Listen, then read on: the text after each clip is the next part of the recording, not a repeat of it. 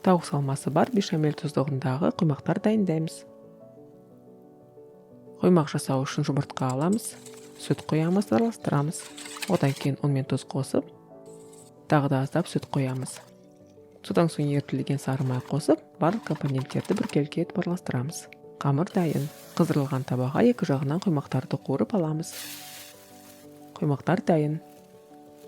Салмасы үшін тауық етін қуырып, үстіне туралған пияз бен сарымсақ қосамыз. Біраз уақыт қуырып, тәтті бұрыш пен қызанақ саламыз.